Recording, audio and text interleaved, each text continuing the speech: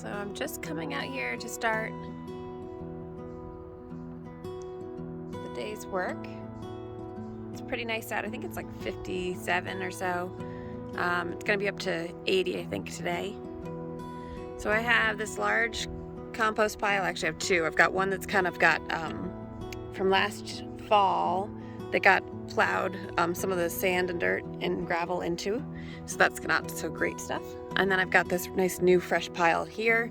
It's still 12 months aged. And I need to go and fill in most of these beds today and try to get all of the peppers planted and as many plants planted today as I can, because the next couple days are going to be 95 here.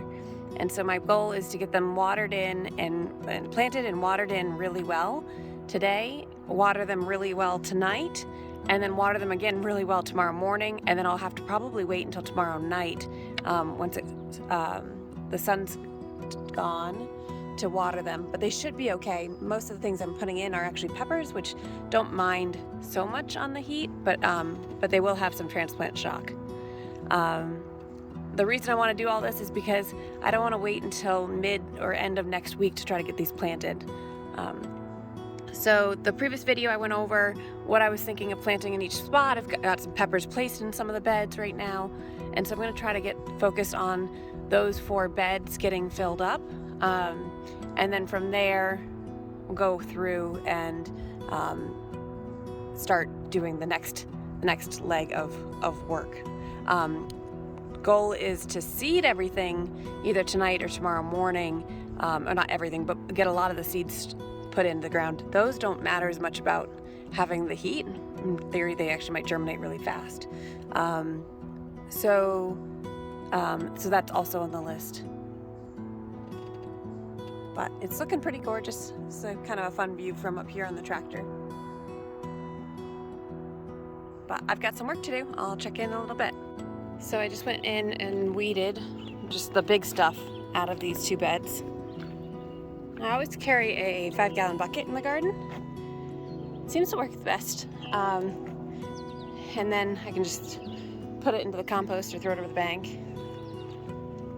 But these, again, trying to do no dig. We did have to dig in the center of this bed so that Jay could put that extra support in last weekend.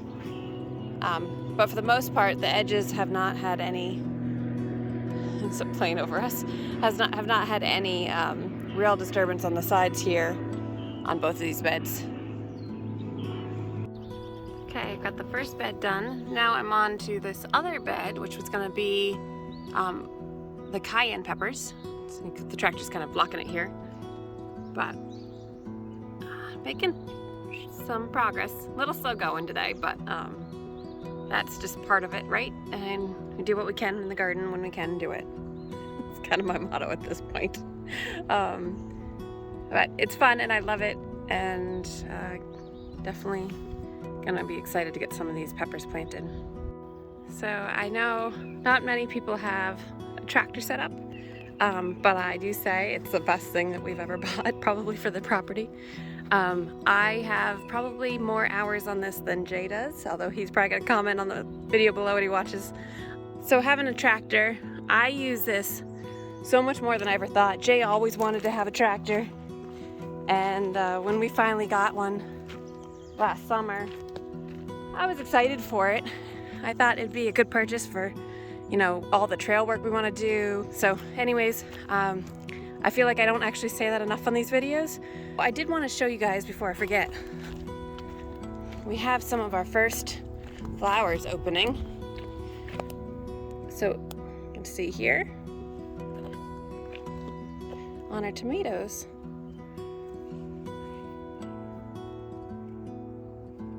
Which is really exciting. Double and triple flowers on heirlooms are actually really common in the first few blooms that you're gonna get. And so you can pick those off if you want. There's a good chance that when you get double and triple flowers on heirlooms, that they will try to get all germinated, but maybe not at all at the same time. So that's when you get those really odd shaped multiple kind of globes on your tomatoes, and sometimes why half the tomato looks like it's not as ripe as the other half, and it actually isn't, because it's just kind of like a twin that didn't get germinated at the same time. So I keep them on. I don't mind the different shapes and oddities, and you just have to pay attention to when you need to actually pick those. So I thought that was an interesting thing to add today.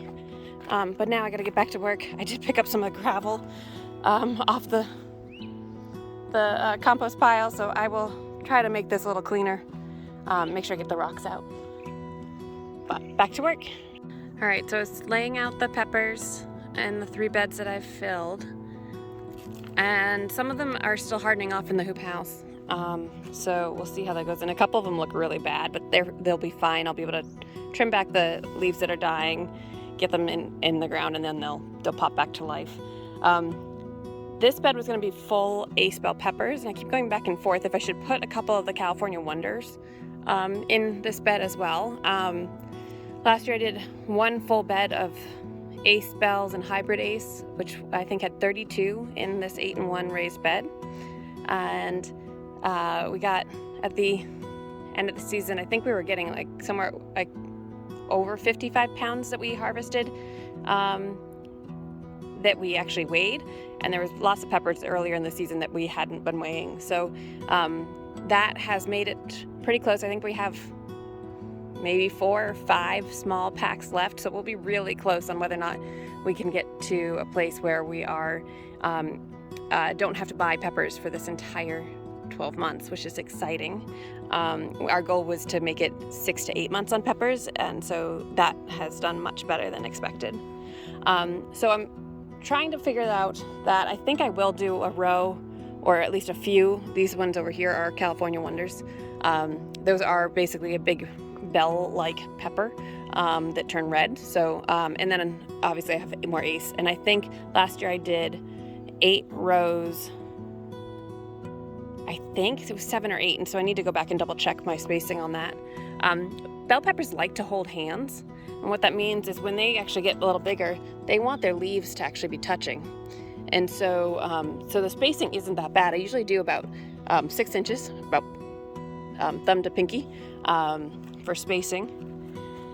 And yeah, it worked really well. I do fertilize these on a very regular every 2-week schedule with all-purpose down-to-earth fertilizer, and I think that probably helped as well, being a little closer. And then I'm also making sure consistent watering is happening. So all very important things to keep in mind.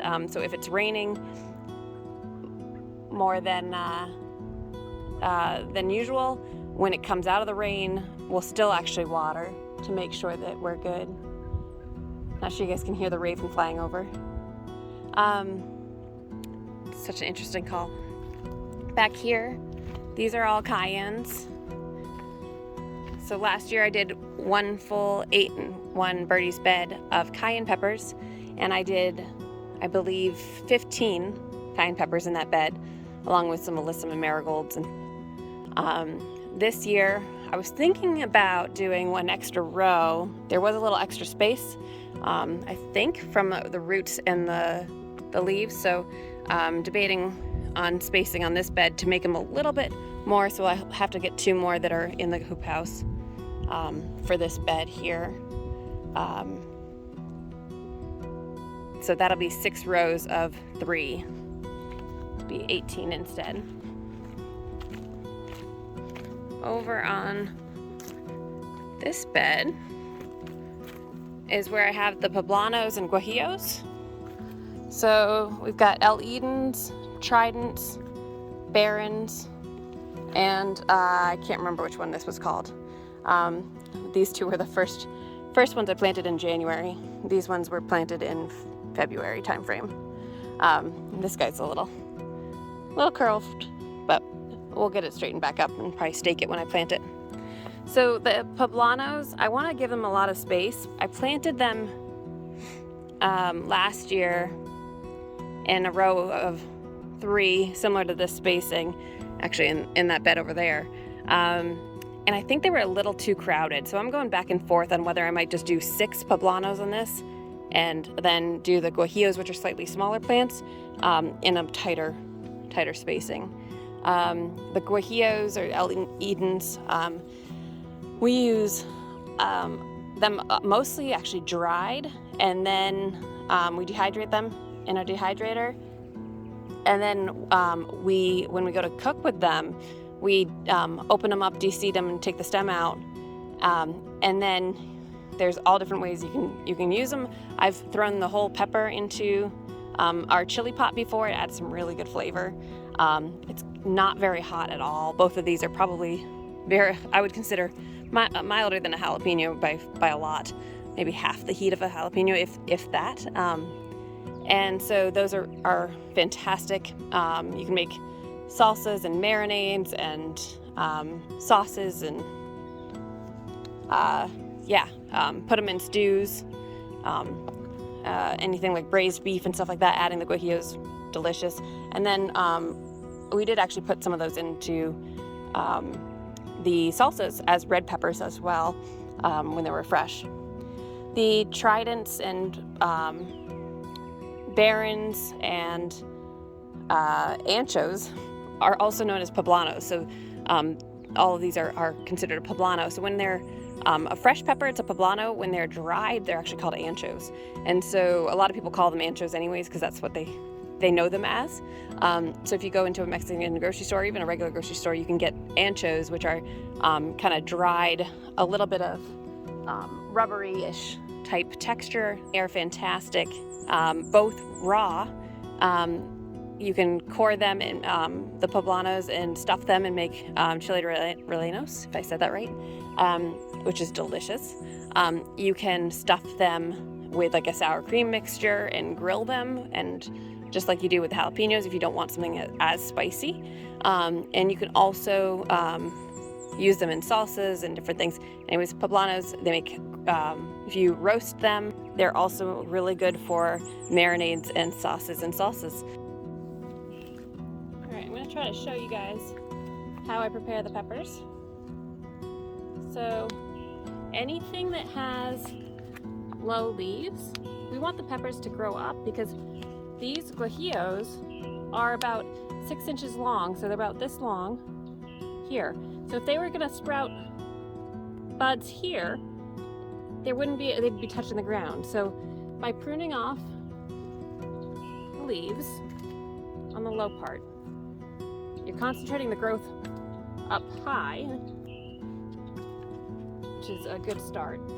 The other thing to note is that I want to actually plant this pepper inside the hole down further than level. So if you see this is level right now, that's not deep enough. Peppers are like tomatoes, where they can actually grow roots from their stems. So if I pop this down in there, now that's how much more root system that they're going to be able to grow. So a lot of times, you'll see people do this all the time. Put your fingers in your palm over top the dirt, turn it upside down, and you can kind of squeeze the sides. This probably doesn't have great roots, but oh, it's not bad. And you'll see the roots here are not root bound, which is always a goal. And you can tell I bottom watered because there's not a lot of roots up at the top here. So all the roots were concentrated at the bottom here.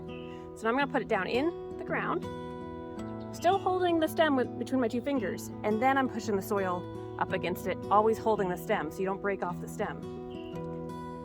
Push down a little bit, and I kind of hill it up, just slightly. Again, it's very similar to a tomato. They're in the same family. So once you have them planted, then a lot of times I'll go back through once I plant all of these, and I might prune back even some more of these up to the first V. And you're gonna see the V here on the pepper plant.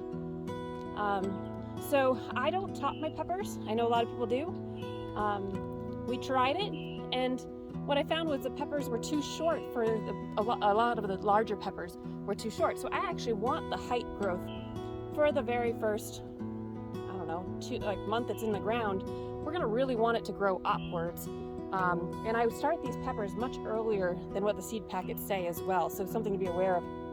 I have the ability to do that in the basement, but by doing that, I'm getting a much stronger stem started earlier and a taller plant than if I was to start them, I think it's like 4 to 6 weeks before your last frost is what they recommend.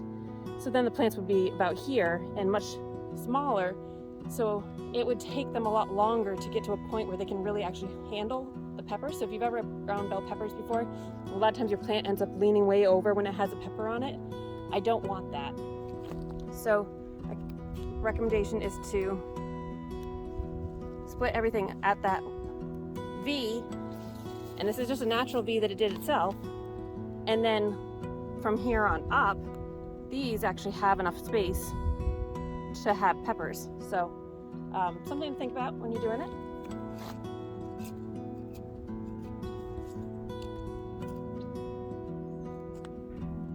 If you have questions about peppers, let me know. We've been really focused on a lot of pepper growth over the last few years and trying to figure out what works best for us, both in the hoop house and out of the hoop house.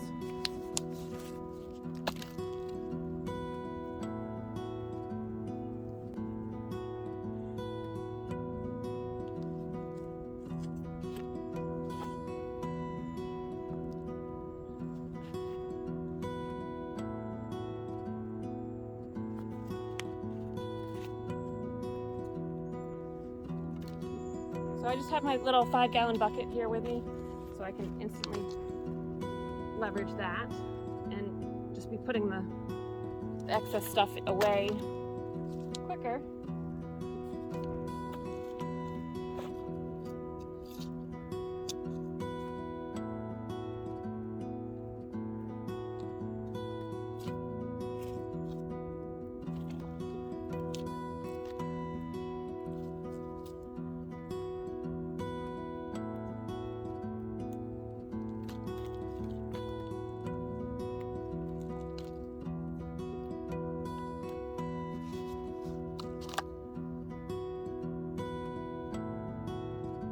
One of the benefits that we've had was that it did rain really good yesterday, on and off. And so this compost that I just added to the top is actually pretty wet. So I don't need to come in and water this right away. The peppers will be moving into a nice damp area in the soil.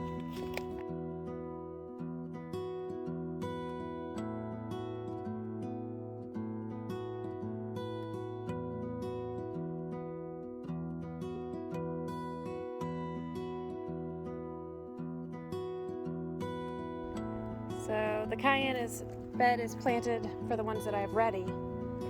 Be planting hopefully 3 more at the end of this, or I may switch it up and put something like Thai chilies or something on the end. You'll see in the spacing, one thing that I can do, because I'll just keep these peppers trimmed down by their stems, is I could actually put some onions down the center of those, which won't block much of the airflow, but will have space to do that. Or I could do lettuces and other things in between. So when you're planting, you've got your main crop in each bed that I'm planting out, and then I've got my complementary plants. Not always companions. I do look up if they're gonna fight for the same nutrient or something like that, but a lot of times, like doing a border of onions or doing a border of carrots. Carrots are great because they're gonna add nitrogen, but there's lots of space here. So think about that when you're doing your spacing and when you're planting, right? I've got the tomato beds, I've got the pepper beds, I've got the potato beds, and I've got a garlic bed. And other than that, and I've got the beans and peas on the trellis as main crops.